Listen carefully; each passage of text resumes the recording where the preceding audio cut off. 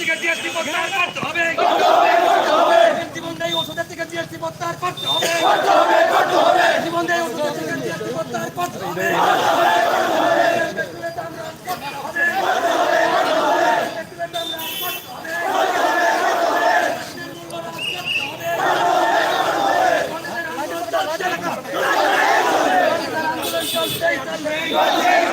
কংগ্রেসের আন্দোলন চলতে হবে।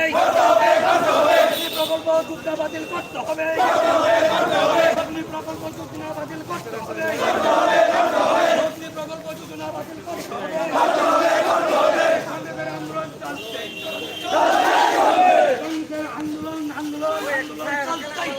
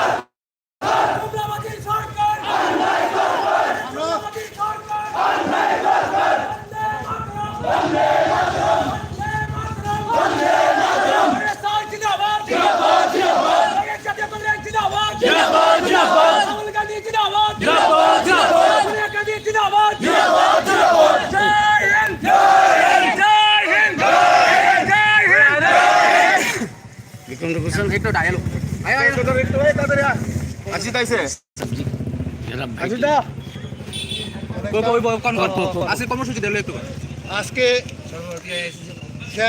সর্বভারতীয় কংগ্রেস কমিটির নির্দেশে আমরা ত্রিপুরা রাজ্যে 6 জেলাতে আইন অমান্য আন্দোলন সংগঠিত করেছি। এটার মূল কারণ হলো দ্রব্যমূল্য দিনের পর দিন যেভাবে বেড়ে চলেছে, জিনিসের দাম আকাশ ছোঁয়ার বৃদ্ধি, ক্রেতার ক্রয় ক্ষমতার বাইরে। কেরোসিন তেলের দাম আগে বর্তমানে 102 টাকা, যেটা নাকি মনমোহনের জামানায় ছিল শুধু 14 টাকা।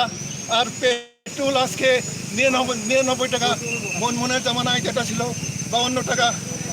আর সিলিন্ডার গ্যাস, যে গ্যাসের দাম 1300 টাকা মনমোহনের জামানায় ছিল, সেই গ্যাস শুধুমাত্র 400 টাকা। আর এমনিতেই দ্রব্যমূল্য বৃদ্ধি যেভাবে লাগামভাবে বৃদ্ধি পেয়েছে, আমরা জনগণ আতঙ্কিত। পাশাপাশি জিএসটির ব্যাপারে আলু, আটা, গম, দুধ, পনির, মাখন এই সমস্ত দ্রব্যের উপর 5% জিএসটি লাগু করেছে। আমরা চাই জনগণের স্বার্থে এই জিএসটি লাগু করা বন্ধ হোক, নইলে আগামী দিনে কংগ্রেস জনগণের সুবিধার জন্য, গরিব মেহনতি মানুষের সুবিধার জন্য, মধ্যবিত্তবান মানুষের সুবিধার জন্য আগামী দিনে আরো বৃহত্তর আন্দোলনে নামবে।